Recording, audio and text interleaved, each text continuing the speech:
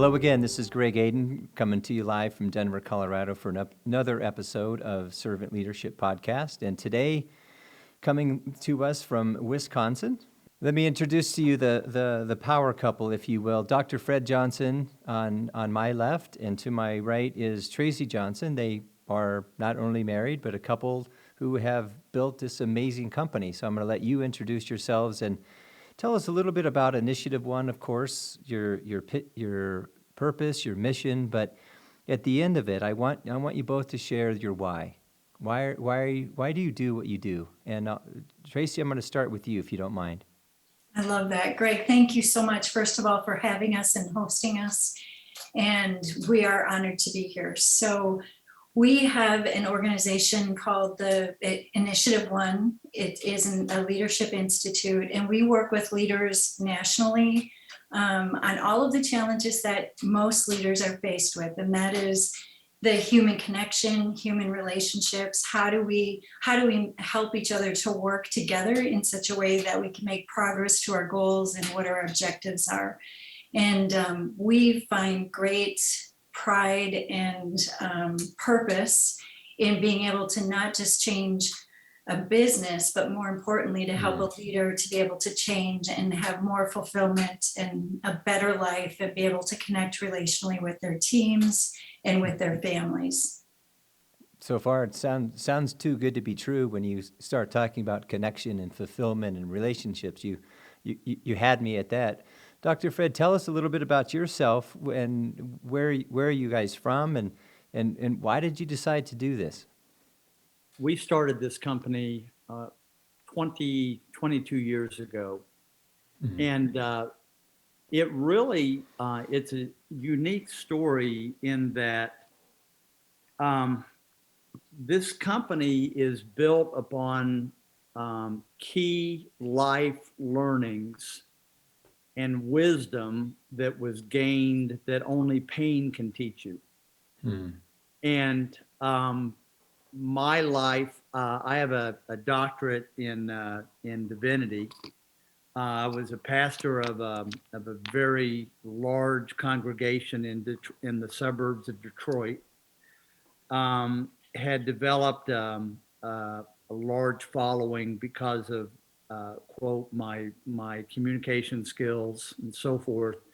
But in reality, I was living a double life in that I had some areas that I needed to attend to, and I didn't attend to them in the area of addiction, and they took care of me. And in my late 30s, I was forced to acknowledge that I had become a person that I would not want my children to be. I was living a life of a lack of integrity. When I had multiple addictions, and when you're an addict, you're a compulsive, obsessive, pathological liar at the same time. Yeah. And so I developed a character that I wasn't proud of. And quite frankly, I was humbled in powerful ways to the point of being broken. And from that brokenness, became the opportunity for the first time to really do some deep work. I call myself a leader with a limp. I used to be afraid of that term because I wanted everybody to think I had it together. Today, that limp, 22 years later, that limp is the very best part of me. It reminds me of my groundedness.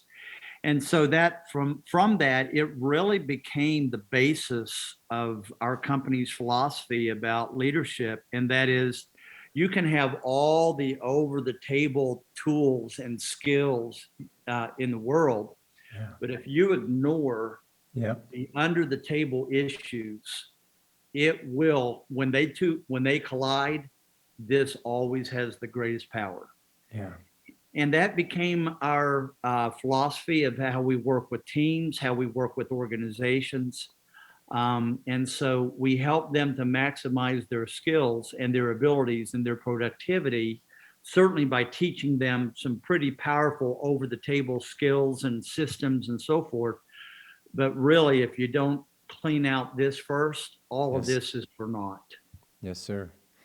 Tracy, first of all, Dr. Fred, I want to tell you, you're speaking to a man that knows a bit about the story you just told.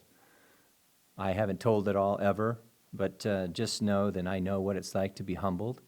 I know what it's like to be focused on things that are not characteristics, and I want my sons to learn. And I believe I lead with an opportunity to help people get really real with themselves as quickly as possible. And forgiveness is a big word for me. I've been forgiven, and I continue to forgive. So for what it's worth, I just want you to know that I get you. That's worth a lot. Thank you. Okay. Tracy, in terms of Initiative One, companies out there looking for leadership development, they want someone who's going to give them the skills and help them be productive. Why you guys? Why Initiative One, and how do you attract the kind of customers and clients that you want to work with? Yeah, by the time, first of all, the companies that we work with, and they range anywhere from $100,000 company up to $1 billion+ company. The companies that we really connect with are companies that have partnership mindset and relationship mindset. And the purpose of connecting with us is to help them continue to sharpen, because oftentimes they come to us already really great at what they're doing, or what their craft is, or what their service is to their community. And they come to us looking for that next edge, because they're constant learners, right? They're constantly learning, constantly trying to get better. And so those are the companies typically that engage with us at this point in our business career. I'll say business career, right, Fred? Sure.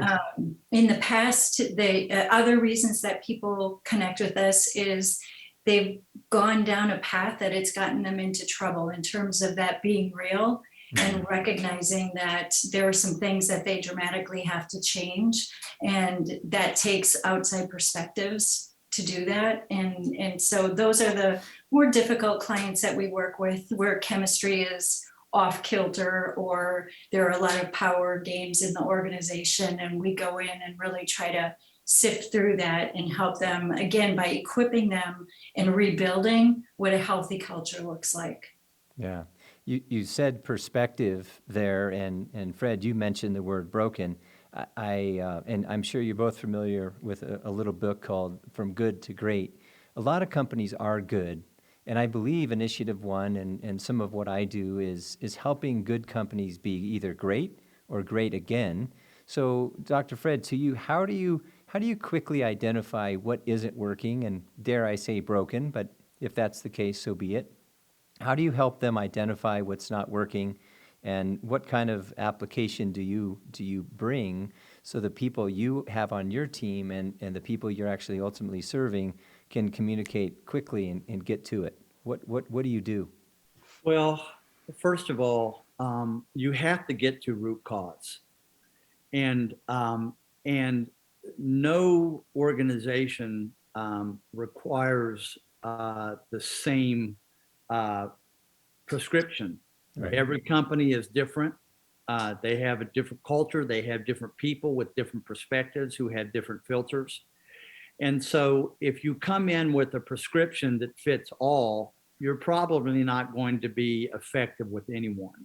Right. And so we have a way we've learned over many years of how to create a safe environment with people that for some reason they feel comfortable just really getting vulnerable with us and letting us know where are the challenges that are keeping their organization from maximizing their potential.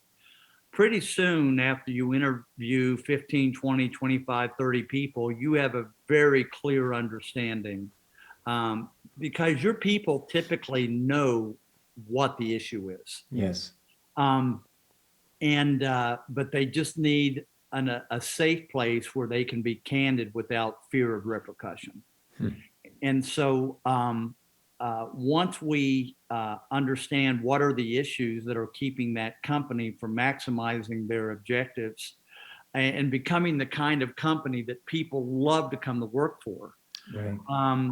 that leads to transformational behavioral results. And so it's really about making small pivots, but the collective impact of those pivots can be life-changing and company-changing. Absolutely. So I love the fact that you actually interview people. You ask great questions. You find out what's going on before you prescribe something. Thank you, doctor. And I say that tongue in cheek because there's so many coaches and consultants and companies out there saying, this is our process, sign up. Well, this is what we're good at. How can we serve you? Tracy, I'd love to hear from you, maybe your most recent success story or maybe a favorite client without mentioning their name unless you care to. And how did you really serve them? And maybe share a little bit about what was going on and how did you help turn them around? How did you help them make these pivots that Fred mentions, or shifts or changes? Thank you, Greg. One of the things that we know when we go into any client that we work with is that cultural change takes time. Yeah. And recent success story, we have a company that we're working with in Upper Michigan, and they came to us initially because they were in trouble and they were on the brink of losing some financing and some things that were vital to keep them moving in a forward direction. And the work that we did with them, the leadership transformation, was a series of these pivots through initially we meet with them weekly for about 90 days and shifted their thinking in terms of the kind of what we call the sacred cows in the organization, the things that they thought were the most important, and giving them the opportunity and space to process through why something else might be that much more important, or how to anchor in an area that will help their business to succeed. And they were so fearful of losing people. And the reality of it is that we teach based on principle, based on best practice, and making sure that we're creating the right environment for the team to succeed. And so as we walk them through that process, their team initially shrunk.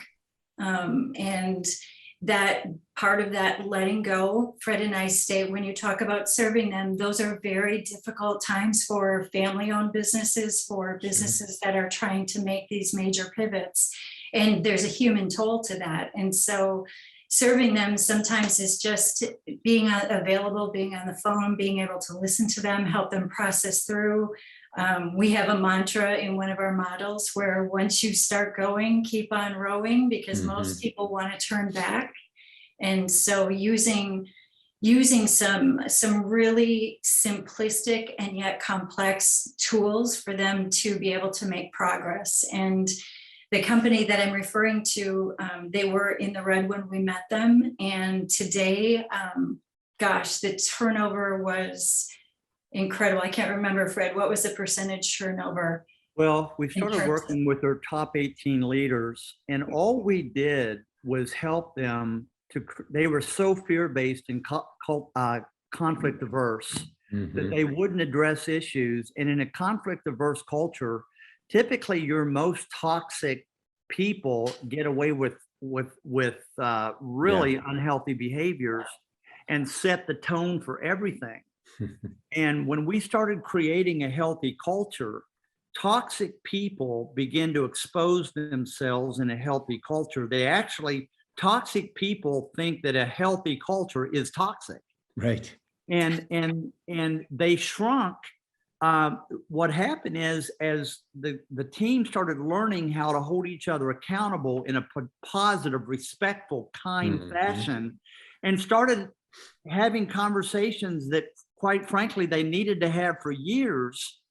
And they created sideways accountability, which is the most powerful form of accountability. These people realized that had been basically bullies in the organization, that the gig was up. They left. the organization actually experienced 29 times profitability in 3 years with a leadership team of 10 instead of 18. Amen. And they found that there was so much of their effort that was spent in dancing around issues and the drama, Right. that once they got the drama out of the organization, they were able to focus on their key objectives. You know, if anyone is out there listening to this, first of all, I'm so glad that somebody else besides me uses the word sacred cow, because I don't believe your value is measured in how many years you've been somewhere. My honest opinion is, sir, ma'am, I appreciate how long you've worked here. 30 years is a long time. But what have you done for us lately? What are you doing tomorrow? And then what to your point, Fred, what are you keeping other people from doing because you keep saying this is the way we used to do it? Or if you don't do it my way, I'm going to, says the bully. You're right. The gig is up. You are out. And 18 down to 10, I can imagine how many hundreds of thousands, maybe millions they saved in salary. And now we're working with 10 people who really, dare I say, want to lead instead of manage. And I don't want to put words in your mouth, but I'm not a fan of historical data other than what it's helped us grow. And I'm really looking to work with people who have the desire and the will and the timing to do something now, once they know that they're safe. You said it earlier, we want our people to be safe. We want them to have the courage to speak up, and we want to create a culture, Tracy, to your point, where we invite people to step forward and say, I don't know the industry as well as some of you, but I'd like to recommend this. And the perspective is, and they're listened to. And that's how companies grow and build. I'm glad you shared that example with us. And let's open up a new topic called servant leadership. And I'd like for each of you to just answer this question. First of all, what's your view of servant leadership? And in your life, in your business, in your leadership training, what application do you see it having? And Dr. Fred, I'll start with you this time. Well, leadership for me is really about helping people to become the best version of themselves. Mm-hmm. Leadership to me is about helping people to flourish using the gifts that they've been given in a way that has a profoundly positive impact upon other people and upon their world. You know, we both know that there are negative examples of leadership, dictators and so forth, cult leaders and so forth. We use the paradigm that if your leadership is not creating new opportunities for life-giving opportunities in other people's lives, that's not leadership. That's more like narcissism. Yeah. And so for us, leadership is about pouring yourself into other people so that they begin to feel the confidence and the freedom to open themselves up and to explore areas that they've been afraid to go, and to begin to open up new horizons of possibility that lead to joy, that lead to impact, and that lead to powerful experiences because of their leadership in the lives of other people. Beautiful. Tracy, great description from Fred relative to how you see leaders. When you think of the phrase servant leadership, what does it mean to you, and how have you heard it used, and do you all use that term at all within Initiative One? Yeah, absolutely. And one of the things, I mean, so many things come to mind. First of all, how we serve our team and our staff.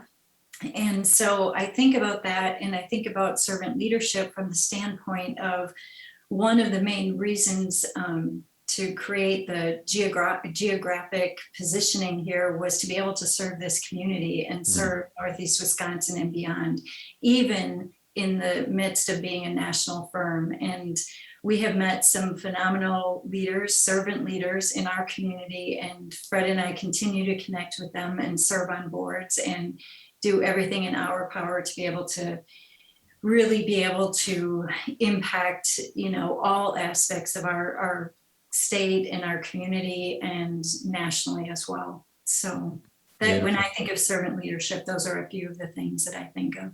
One of our favorite phrases is that truly being a leader is being a giver. Yeah. And you're giving for the right reason. You're not giving so that you can get something in return. That's a transaction. Right. What we mean is we actually call that level 4 leadership in our terminology. It's giving because it's the right thing to do. Mm-hmm. It's giving without expectation. And yet the reality is level 4 leadership ends up having the highest level of loyalty, because people know that you're not giving with an agenda in mind. You're doing it out of the purity of a pure motive. Yeah. And so that's what leadership is for us. It's giving for the sake of giving without expectation in return. Now, a couple of things come to mind. I call it serve without attachment, or lead without attachment, and you do so because you actually, like you said, you want to serve somebody, you want to help them. The other thing I remind my audiences all the time is they hear the word servant, and they feel like that's soft, that's weak.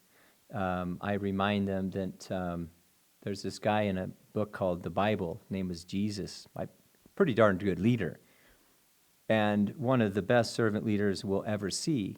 Tracy, you and I and one of your colleagues had a conversation the other day about Dr. Fred participating in the Leadership Development Day and youth hosting something right there in Green Bay. And I said, I'm on this earth for a few reasons, but one of my main ones is collaboration. Bringing good people together to do great things and bring great people together to do amazing things. And that's what Leadership Development Day is all about. And Dr. Fred, I want to say publicly for the first time, I really appreciate you wanting to be in Denver live with us, being on stage with several other really amazing, powerful, inspiring men and women. So thank you for that. I look forward to meeting you in person and what you all are going to perhaps put together in Green Bay so people can come to your house and watch us all share, perform, lead, serve, give in Denver. I guess I'll start with you on this one, Tracy. Why did you all decide to participate? Yeah. First of all, we have a community of leaders that are depending on us to always sharpen, get better, and that network with each other is really important. And to be able to provide a day like this in our organization with bringing together speakers from across the country, and we just built a beautiful facility here with the right capabilities to be able to create an event like this. We're just really excited to be a part of it and connect and learn together.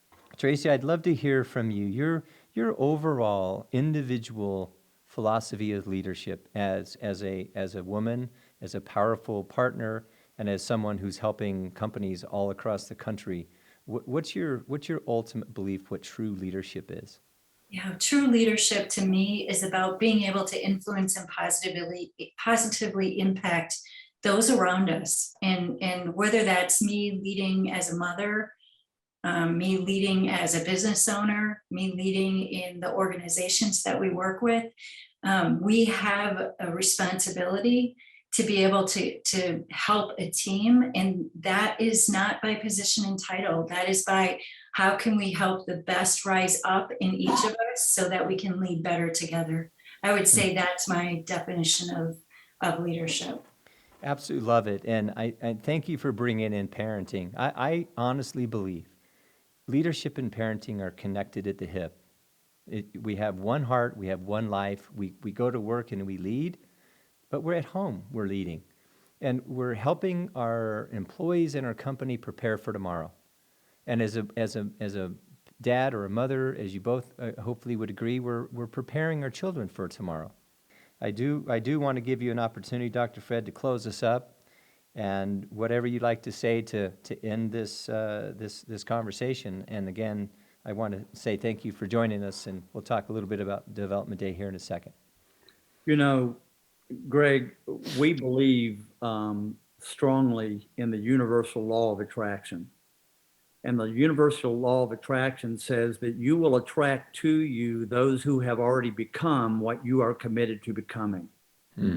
And we committed that we wanted to maximize the potential and the impact that we believe we were put on earth here for. And the cool thing is as we continue to grow, we have people like yourself who magically show up in our lives that inspire us to be better versions of ourselves. And you being here with us and us being here with you is it's an outward show of the law of attraction. And we're honored that you would want to partner with us with your years of wisdom and your years of impact upon people's lives. And it's a privilege to link up with you and Aden Leadership, and we mean that sincerely. Thank you, Dr. Fred. It means the world to me, and I absolutely believe in the universal law of attraction. There's been a lot of great things happen in my life the last 7 years because I've allowed people to come in. It's really amazing, and you can call it whatever you want, but I believe in what you just said. Tracy, parting words from you. What would you like to leave with our listeners? Just so appreciate everybody's time today and really wish everybody well and lead well in your area and in your community and where you are. Yeah. Thank you very much. I can't wait to get this episode of Servant Leadership Podcast out. It's with the founders and the leaders of Initiative One based in Green Bay, Wisconsin. Dr. Fred Johnson, thank you. Tracy Johnson, thank you for being here. Dr. Fred, again, I look forward to seeing you on Thursday, February 3rd here in Denver, Colorado for the second annual Leadership Development Day, where we hope to have 275 people in the room and 3,000 plus people around the world. And I know you're going to do your part to shout it out, to let people know in your community and beyond.